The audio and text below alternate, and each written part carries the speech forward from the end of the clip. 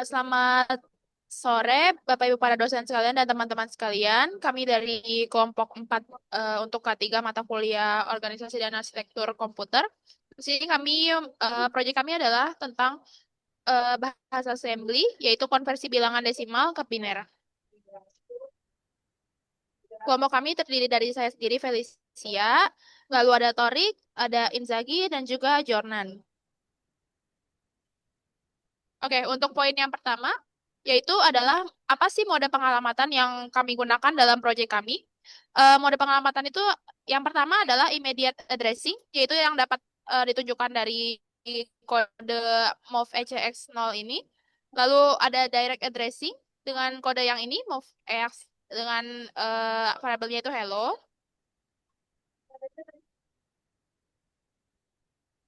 Lalu ada indirect addressing, yaitu tidak langsung dengan perpindahan ya di sini, yaitu move EX ini. Terus ada EBP8, terus ini juga di bawahnya, yaitu edX. Terus ada juga register addressing, yaitu pengalamatan register dengan kodenya itu dapat ditunjukkan di sini.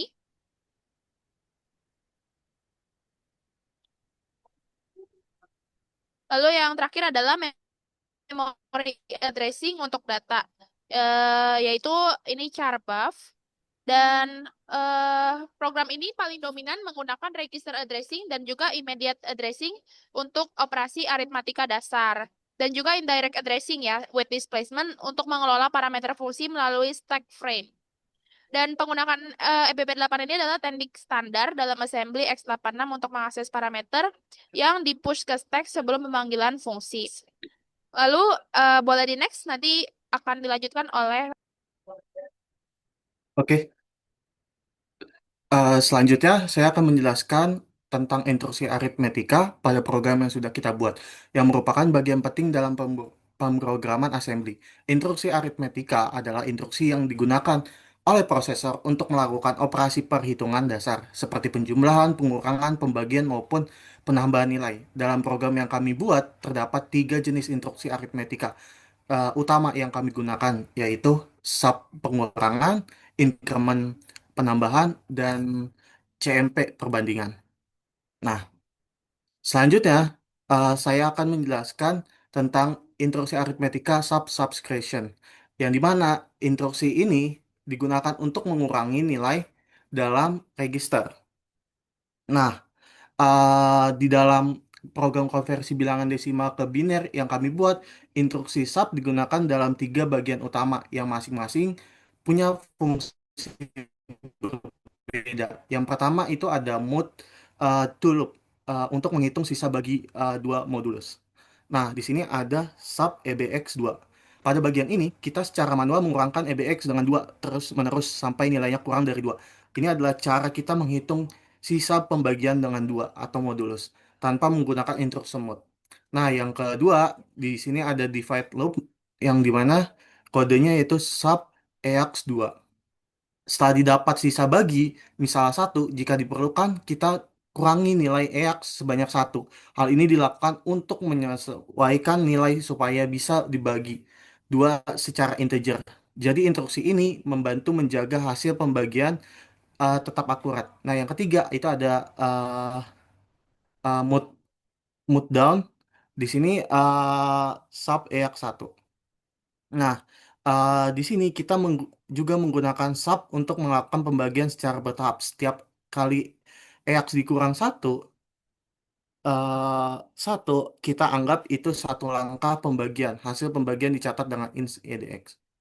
Nah, selanjutnya di sini ada increment. Nah, increment sendiri itu digunakan untuk menambah nilai register sebesar satu. Nah, di sini ada divide loop. Nah, divide loop di sini ada increment EDX. Setiap kali nilai EX dikurangi 2 dalam proses pembagian, nilai EDX akan ditambah satu dengan increment EDX. Di sini EDX berperan sebagai counter hasil pembagian integer yang nantinya akan disimpan sebagai nilai baru EX untuk iterasi berikutnya. Nah, yang kedua itu ada div down. Nah, di sini div down uh, kodenya yaitu ins ECX, yang dimana setelah satu bit hasil konversi berhasil diproses dan disimpan di stack, kita menambah ECX dengan increment ECX. ECX digunakan untuk mencatat beberapa banyak bit biner yang sudah berhasil dikonversi, sehingga nanti bisa digunakan untuk proses pencetakan output biner. Nah, selanjutnya kita akan masuk ke compare. Nah, instruksi ini digunakan untuk membandingkan nilai register. Nah, di sini yang pertama ada loop yang kodenya itu CMP EAX 0. Yaitu membandingkan apakah nilai EAX sudah 0. Jika iya, berarti proses konversi selesai dan program langsung melompat ke proses cetak. Nah, yang kedua ada move to loop, yang dimana kodenya CMP EBX 2. Digunakan untuk memeriksa apakah EBX sudah dikurang dari 2 saat menghitung sisa pembagian. Nah, yang ketiga di fed loop, kodenya CMP EX2 untuk menghentikan proses pembagian jika nilai EX sudah lebih kecil dari 2. Nah, yang keempat itu ada mode down. Kodenya CMP EBX1. Mengecek apakah sisa mode adalah satu. Jika bukan, lompat ke nol sub. Kalau iya, EX dikurangi satu. Nah, yang kelima, yang terakhir, itu ada C, eh, print. Kodenya CMP ECX 0. Nah, di sini ada dua juga. Yang pertama itu CMP ECX 0 dan CMP EAX 0. Nah, ini digunakan dua kali. Pertama, untuk memeriksa apakah semua bit sudah dicetak, ECX sama dengan 0. Kedua, untuk menentukan apakah yang eh, akan dicetak adalah angka 0 atau satu. Nah, selanjutnya dijelaskan teman Baik, saya. register yang terlibat pada pemanggilan interrupt ini itu ada dua. Jadi pada program ini ada dua pemanggilan interrupt yang berbeda, yaitu interrupt 2 dan interrupt 1.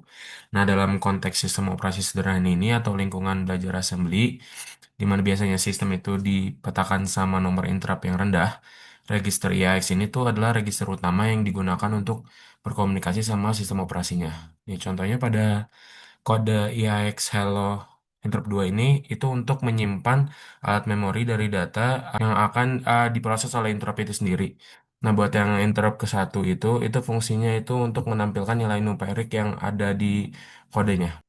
Oke, habis itu ada juga register yang terlibat secara tidak langsung pada pemanggilan interrupt itu sendiri. Yang pertama ada EBP atau base pointer yang digunakan untuk mengolah stack frame di dalam fungsi to binary, terutama juga untuk mengakses argumen yang dipas ke fungsi. Kedua ada ESP atau stack pointer yang digunakan secara implisit oleh instruksi push, pop, call, dan read untuk mengelola stack itu sendiri. Ini juga lumayan krusial ya untuk menyimpan sisa hasil bagi yang nantinya bakal di-print juga. Habis itu ada ICX atau counter register digunakan sebagai penghitung untuk mengetahui berapa banyak digit biner yang telah disimpan di stack dan kemudian digunakan untuk kontrol loop pencetakan atau print. Habis itu ada IBX dan IDX yang digunakan sebagai register serbaguna di dalam fungsi to binary untuk melakukan operasi aritmatikanya. Selanjutnya adalah data hazard, yakni ketika sebuah instruksi bergantung pada hasil dari instruksi lain. Pertama adalah read after write.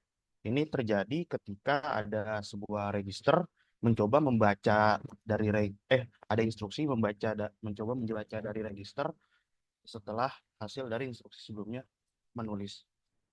Di sini contohnya ada dua instruksi move EAX EBP plus 8 dan CMP EAX 0.